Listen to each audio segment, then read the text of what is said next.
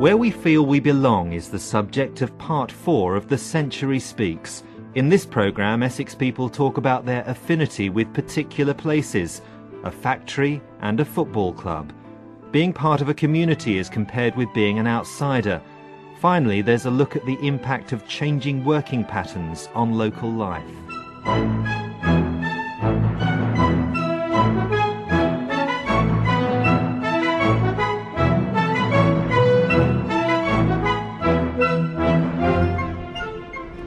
We moved here in '46. Everybody made the same welcome. We soon made friends and we lived in the village for 25 years. We took root. We go through the village now quite often, and the little house where we lived is still our house. That's not, I know, but we still say, look, that's our house. We're standing in the churchyard of the church where we were married. The children were christened. That seemed to be the biggest part of my life, Bromley. The poor old pub, what we used to know, the Spread Eagle, that used to be a good pub. That's closed. Pity really, because that's in the middle of the village. It should never have closed, but it has done. We used that quite a bit. Used to have some good old nights in the Spread Eagle. Our friend has got the fields what we had. They split it up. They're not my fields, but still like to see what's going on in where we worked. And I still got a great interest in those bits of ground. Used to know every nook and cranny of them. Still do, you know. I can go shooting anywhere, he said, where I like on his place. And I went the other week and had a walk around. He said, well, take the old dog. And I said to him when I come back, I said, you made my day. I went and had a walk around the farm, around the meadows, had a gun on my arm and a dog at my foot, you know. I said, that was good old times. One place over there, every springtime, there's some wild narcissus grow on the bank. So I used to go down there and I used to pick out for the wife. You know, the scent of those wild narcissus was beautiful. It's just lovely to be in Great Bromley. Ardley, we live at Ardley, that's very nice, but can't find any fault with that. But it doesn't seem the same as Great Bromley. I went to Dedham. We always like to get back to come see my father-in-law when he was alive. We always like to get back to Bromley. We always still do, you know. So it's our church. I'm not a religious man, but if I go to church, I come to Great Bromley Church. Why that is, I don't know. Whether everybody's got a place that's home. That's the word, home. For almost your entire life, you've lived in White Ash Green. What does the place mean to you then? The place mean to me? The place means home. Silly things like the little old screech owl calling out. When you get to bed, there's a wood opposite here, and we hear the screech owl. We hear the cock pheasant going to bed. We hear the partridges clucking. We hear the fox calling. We hear the country sounds, and when them country sounds are gone, you've lost it. And that's not until you've lost it do you realise what you've lost. When we lived on the corner down there was 2-3 lovely elm trees, and I mean big elm trees, and they were there all my life. Of course they got the elm disease, and they stood there like statues, and I come home one day, they'd cut them down and they'd gone, and I felt that there was somebody had taken something out of my life. We had a thrush. There's a tree opposite in the wood there. All right, there's a lot of trees in the wood, but this one sticks a little bit higher, and she used to get up on top of that, and she used to call and talk to us. This year she's gone. There's a lot of people in this world would actually starve if they shut these bloody supermarkets now. You won't starve me.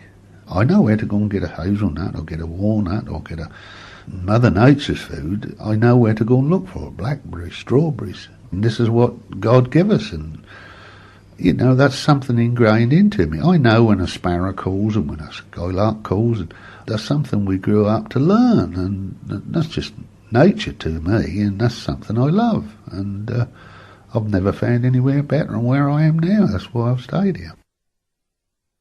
There's still something about Birch that I really love. I loved the way of life.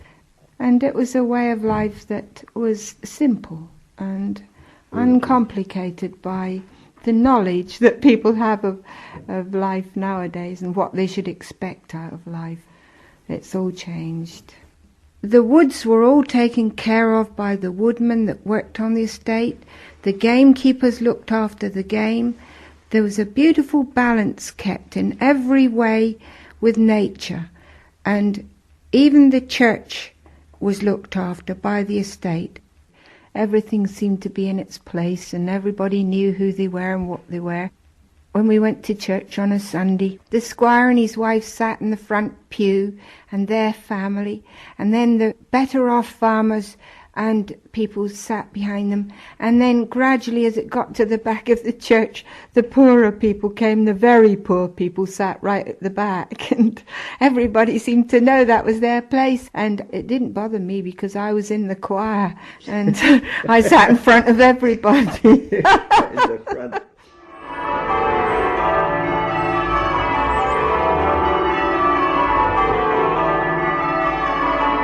I can remember the squire's daughter getting married, and she came to the church in a carriage pulled by 4 white horses, and it was fairy tale, and I can remember standing watching outside, and all the guests went into the church and they were all dressed beautifully, and it was a great pleasure to watch. I wasn't envious, it was just that we all knew where we belonged in those days and carried on and enjoyed it.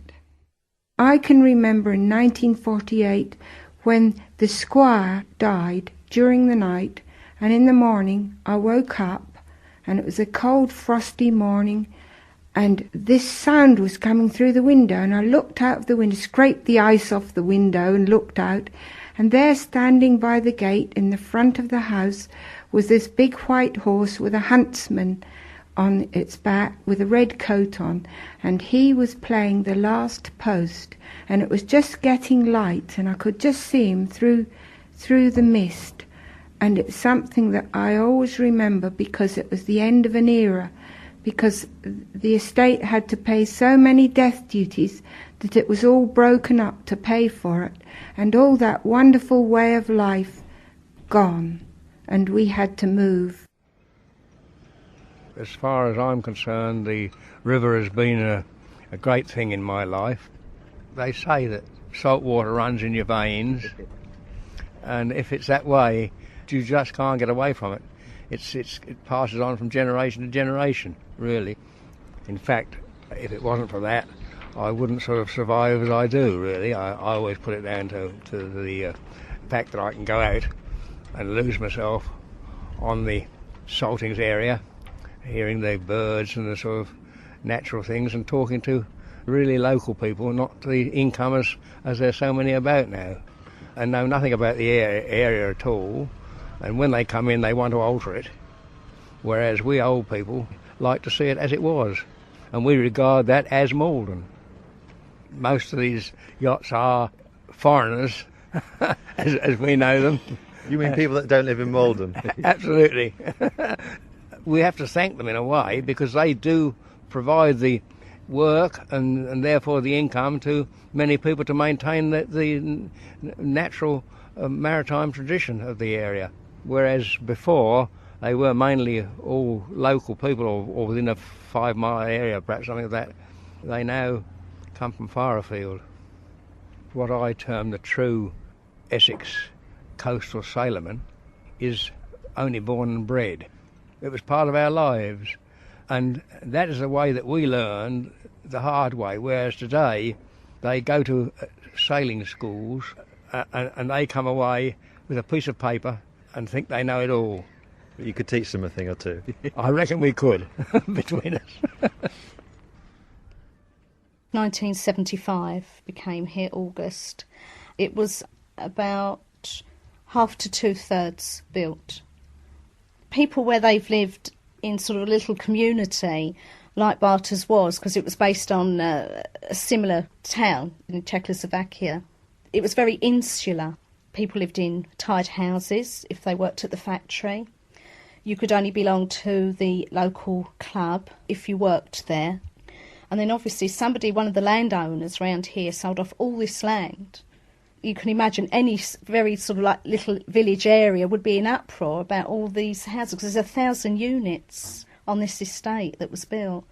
It was going ahead, it was happening, but they were still protesting, even when people had moved into houses. Some people I knew that were one of the first to move in, she'd look out the window and they were standing there with placards. I had an incident when I was in the supermarket. The lady on the till pointed to somebody behind me and she said, "I'll serve you next because you're barter people." And I had to wait. I didn't cause a scene because I thought, well, at the end of the day, it doesn't get you anywhere. I needed to shop there because it was the only shop. I didn't drive. I didn't want to be barred. They used to have a swimming pool as well. And, if you were Fairview, you had to wait because any barter people might want to come along and use the facility. And then after a little while, you might be allowed to go in. I went to work at the factory, so obviously we was allowed then to go into like the social club if we wanted to. We didn't really do it that often. Plus also what was the cinema by that time was then like the community hall. But then it moved from there when I was employed in the local school for 7 years as a dinner lady. And I became a member of the PTA and got more involved in the community that way.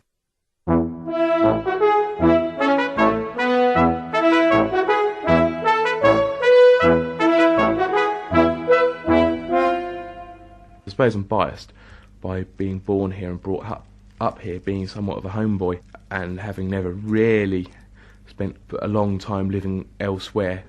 Part of me kind of thinks, yeah, Colchester, there's this very special part of Colchester. Generally the people, there's a certain atmosphere to it. It does have quite a unique position if you compare it to the towns around it. It's quite an individual place, definitely. There's definitely a character to it.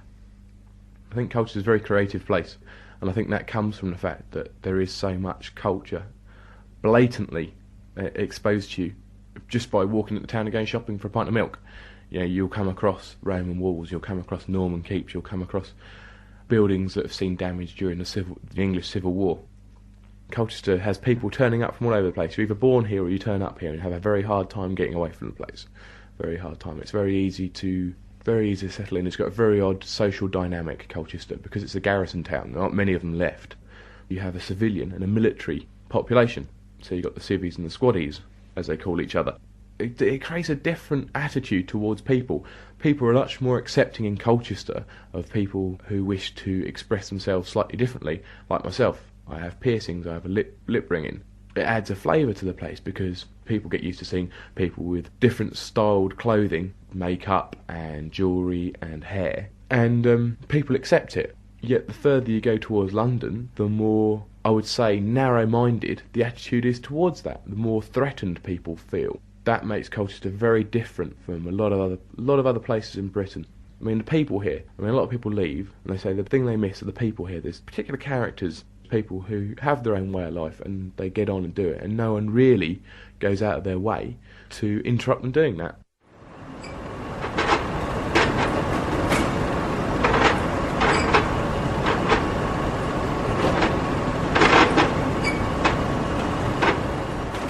It was a two-storey building backing onto the railway. One large room with machines all down one wall, and on the floor I worked upstairs mostly. The machines were hand presses. You had to swing a big handle round and put the mica underneath and then pull it back, and you'd cut a plate of mica to a certain size. And it was all day long, that same job, and we worked from 8 till 6. We sang all day long. We had the radio on, the workers' playtime, all sorts of musical programmes on, and everybody sang. We also had a lovely little boss, but she wanted us to keep going all the time. She wouldn't allow you to stop working. We had a 10-minute break morning and afternoon and a half-hour lunch time. But the girls that worked downstairs, they would sing a certain song to let us know that the boss was back if she went out. So when she went out, some of the girls would light a fag up, or some of them would get their knitting out.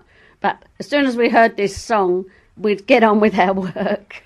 Because we were on sort of piecework. You had to do so much. And some of the girls had done their quota, so they thought quite entitled to do a bit of knitting when the boss wasn't looking, you know. There were so many different sorts of people there. There were families there because it seemed to be families went to work in the same place. There were girls from London there. They'd come out from London and lived in Ilford because that's where the factory was. There was me and my neighbours and my sister and her friends. Yes, we got on well. It was a lovely, friendly place. There were never any arguments. The cinemas had films on, and there was usually 3 films going every week at the different cinemas. And if you hadn't been to see a certain film and the other person had, if you were on a job that wasn't noisy, you could talk over the table. And sometimes we'd tell a film from beginning to end, and then we'd go and see it the next day. Oh, we'd talk about our lives, talk about sex. Most of the girls had boyfriends or husbands that were in the forces, and they'd show the latest photographs or send their letters round so that we could see bits of them. There was one girl who used to go up to London, we discovered, and we learned later that she was prostituting up there. Her husband, eventually, it was a big case where he found out what she was doing, and he grabbed her around the neck and he killed her. He buried her in the garden and was found out, but it turned out that it was an accident. That kept us going for a while.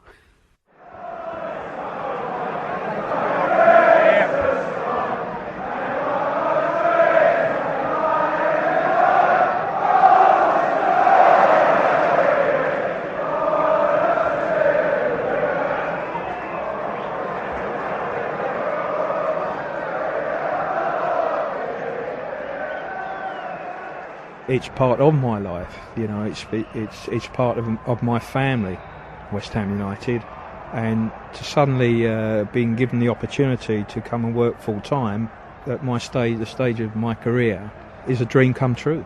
To think that I'm probably going to see out the rest of my journalistic career at the club that I love, it's absolute magic. I could not have written a script to put me sitting down with you now. I just could not have dreamt that. But the club means everything, not only to me, but to all the supporters. That's what makes this club so unique.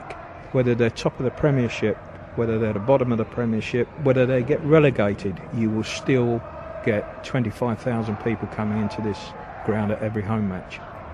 When we have gone through bad times, you still can guarantee that this ground will be virtually sold out.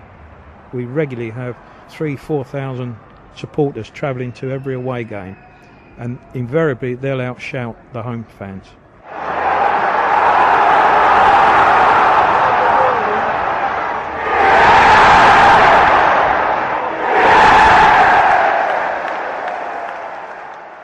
There was one particular occasion I remember, in semi-final of the Cup, I think it was 1990, we got to semi-final, we played Nottingham Forest at Villa Park, and Tony Gale was sent off unfairly, which changed the whole pattern of the game. Our supporters, there must have been 25,000 West Ham supporters there, and they cheered the team throughout the whole of the second half. 45 minutes they didn't let up, and in the end the Nottingham Forest supporters stood up and applauded them. They got well beaten in the end 4-1, but the support behind their side was completely and totally solid. One of the most moving moments in football for me. So do you feel part of this place, or is this place part of you? Well, I think it's both. I feel part of it, and this place is certainly part of me. I get a buzz every time I come into this ground in the morning, even though it's empty, like it is now. It's not one of the best grounds in the Premiership, not at the moment, but this place is very special. It's like a shrine. I love every inch of it. The claret and blue, both sets of fans trying to out-shout each other and come up with different variations of songs and trying to think up different names to call a referee. Now we've got the screens, which adds to the atmosphere. There's something going on the screens. The announcements. First goal for West Ham, scored by number 18, Brett Blackwell. The team changes, and the general build-up as it gets closer to 3 o'clock. You feel the atmosphere building. Behind the scenes, everybody's flying about and in a buzz because there's so much to do on a match day. And then you get drawn to the pitch and you see the people, the expectancy from the fans, you feel that. They always expect the team to play well, they're expecting to see a spectacle, they're expecting to see goals, they're expecting to see a win, and that gets generated, you know. You've really got to hear the noise, and you've got to hear the buzz. You see the fans, you see the laughter, the youngsters in all their hats and their scarves, the colour, the pageantry, if you like.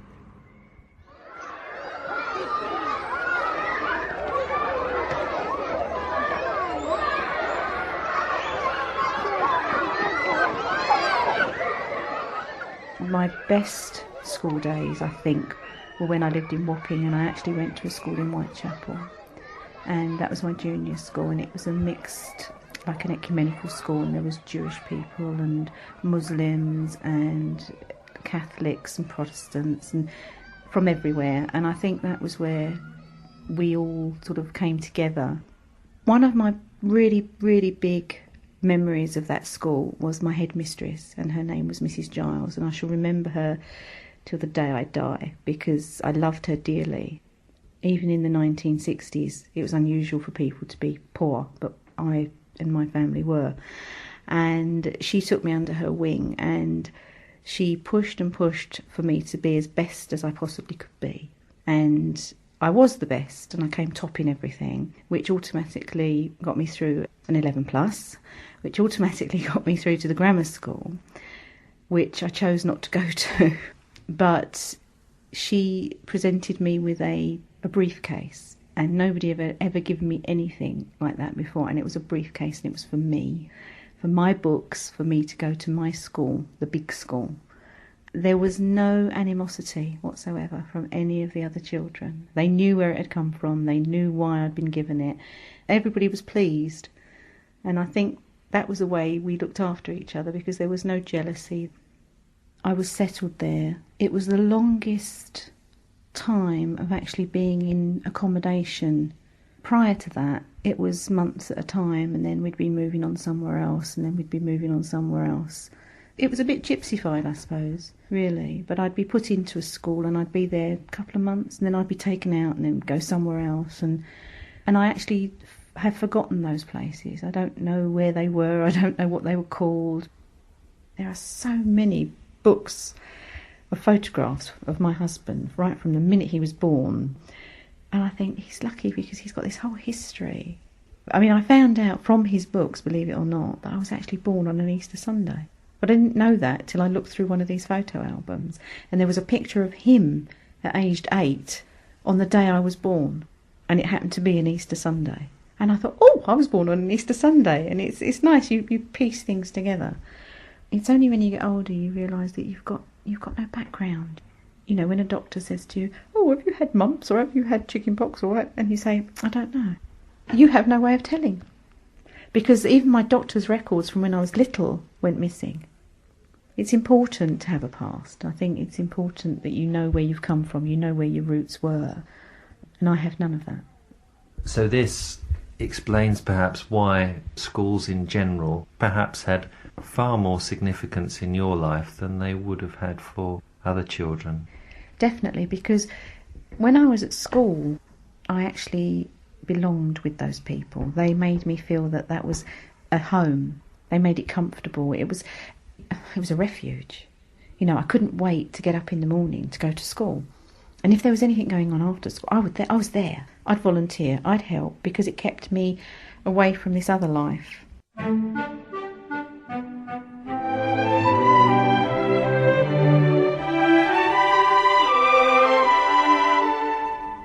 There's a lot goes on in the community centre, but you have to be here to be able to join in with a lot of the activities. We are members of the Residents' Association, but if you leave home at 7, don't get home till about 6:30, by the time you've had something to eat, there's no time to do anything. You know, you've had something to eat, you get your sandwiches ready for work tomorrow and go to bed and you're up again. So, but there is definitely a community spirit. They've got a little children's football club, but we've only ever been to a few quiz nights and things like that, simply because of having the time. In all the other places we lived, I've had children, and so you go to the school and you meet other mums, and at that time I used to work night duty because the children were smaller, and therefore I was there during the day. And people, you know, we had a rota for picking up the children from school and taking them to school. We used to have parties when the Queen had her Jubilee, we arranged a party and we used to have bonfire nights and that sort of thing for the children. So I think it was a different sort of community, if you like. The children brought you together. Now I find, sort of walking around the village here, I'm out with the dog and people come and talk to the dog before they talk to me, if you know what I mean. And I know the dog rather than the person. You know, it's a chappie that walks his dog every night, and that's the fella with Bella, because the dog's name's Bella. You get to meet a lot of people the same way as you did when you had children. I think moving into a new estate, if you didn't have anything, you know, if it was just a couple and you're both out at work all day, perhaps just there of an evening, of a weekend, you might pass the time of day with your neighbours, but I don't think it would go any further unless you really pushed yourself. It's quite a rural community. If community is the right word now, I think that's something that a lot of towns and villages perhaps are losing, their community spirit. Because we travel a lot more with jobs and all sorts of things, we're not tied to our little village, our little community anymore, and we don't perhaps get to know the local people as well as we used to. Once you get inside your front door, that's it. You perhaps hardly ever speak to your neighbour except when you're out in the garden together or whatever. I work in a shop in the high street.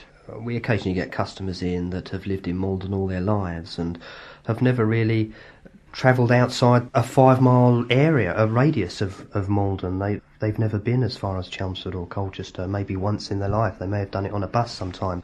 And that now is quite a rare thing. It's easy for people just to jump in the car and go 10 miles, 20 miles down the road to do some shopping or to go and find some leisure activity to do rather than find it within the local community. And I think that has a sort of a catch-22 thing about it, in that the more the people travel out of the area, the less the local people will put projects and leisure activities on in the local town, maybe. Perhaps it depends on the size of the town. We travel such far distances to work now. You know, you think nothing of travelling 30 miles to work and back home again. And it's strange for us in my generation and my age to think of it being any different. It seems a bit odd now for people not to have travelled. You could be in this street now, and I was early retired for 2 years nearly before June on the corner suddenly realised I was home. "What are you doing home?" she said. I said, "I'm early retired." You know, she hadn't noticed. It is very insular. People are becoming more and more private in their own little boxes, you know.